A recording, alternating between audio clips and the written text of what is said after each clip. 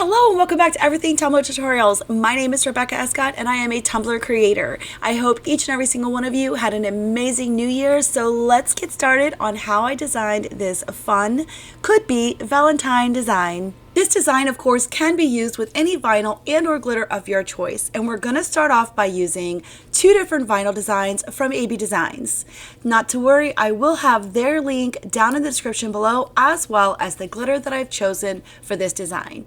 And we're going to start off by making a very sleek and sharp V where the point meets the very bottom of the tumbler. You're going to want to size the V shape per the size tumbler in which you're using. The width at the top for my triangle is 4 inches. Once I have that placed onto the tumbler, I'm then going to tape it off just to protect it, and it'll give me a guide for when I cut the red vinyl, which you'll soon see here in just a minute.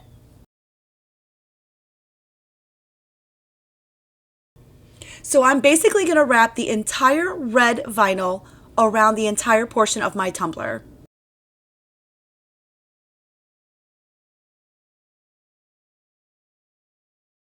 Once I get all of the red vinyl completely wrapped around the tumbler, I'm then going to find my tape ends and rub this down really well. I will use my X-Acto knife to go ahead and trim out the red in order to reveal the white vinyl that's underneath.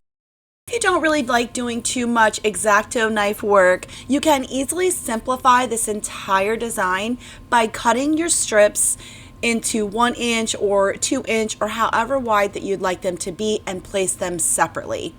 I just did a complete vinyl wrap, and then I'm going to cut out using my X-Acto knife my stripes. I also want to point out in doing this step too that some vinyls do not like to overlap each other, and in my case I did have a little bit of residue from the vinyl's backing onto my white vinyl. Not a big deal, I just was able to clean it up very well and was able to move on with no problem. Just be mindful that some vinyls do not like to overlap. So once we have this cut, we're going to only remove the vinyl and we're going to leave the tape behind. You may have also noticed that both my end pieces for the red vinyl met and overlapped in the center of the V. This way, when all of this is removed, I have no seams anywhere on this tumbler. Once we have this excess vinyl removed, we can then go ahead and trim up the bottom.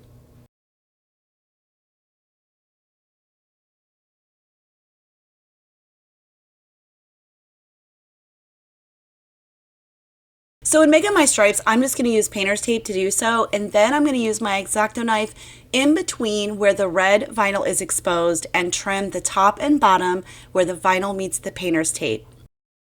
Now in doing this, then I'm going to be exposing the tumbler up underneath. My sections of my stripes will already have been taped off. Because I like to use spray paint as my glitter adhesive, I am already going to be ready to do so, and you can also of course use acrylic paint to paint in these sections and you're ready to go with adding your glitter.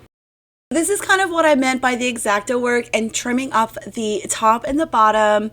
It's really not that difficult, could be a little bit more time consuming, but this is where I was saying you could easily just pre-cut your stripes and place them individually. And if you do use the spray paint glitter method as I do, you would just go ahead and use the painter's tape and cover up your vinyl to protect it.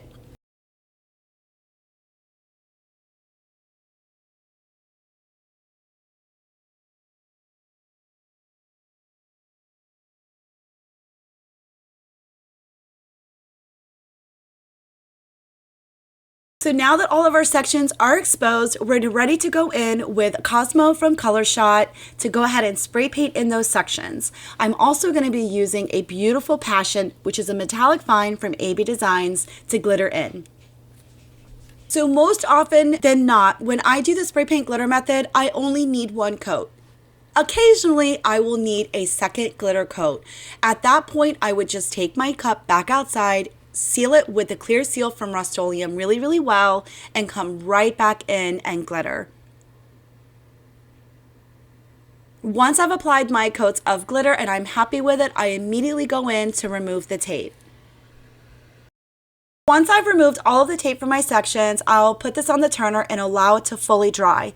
Once dry, I will then take it out, seal it with the clear seal from Rust-Oleum a couple of times, really just to lock in that glitter so that when I get ready to do my first coat of epoxy, it doesn't contaminate or move and shift all over the tumbler where I don't want it to be.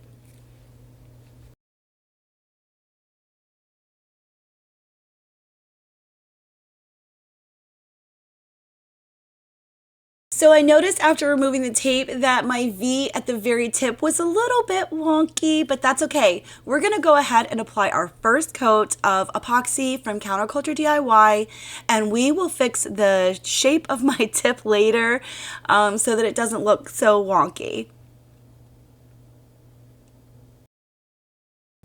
Be sure to use your heat torch to pop any bubbles that you may or may not be able to see. Allow this to fully cure before moving on. Once our tumbler is fully cured, we can then go in for the details with the striping. I am using the textured vinyl from Teck Wrap Craft Vinyl, and I will make sure that I have their link in the bottom. I also highly recommend for nice, tight, straight lines, keep this on the turner.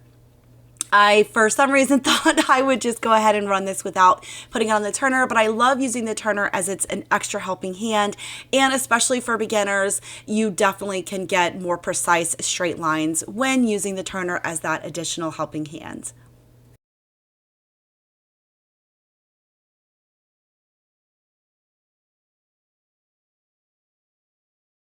Once I had all of my stripes completed, I really wanted to go in and add something to this tumbler that didn't necessarily need to be a saying or a decal or what have you.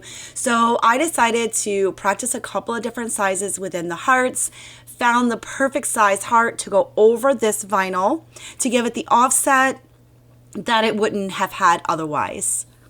So just a little added extra fun. I was going to do, just sporadically over the hearts on this one particular V section, but as I kept going, I was like, yeah, I'm gonna do the whole thing.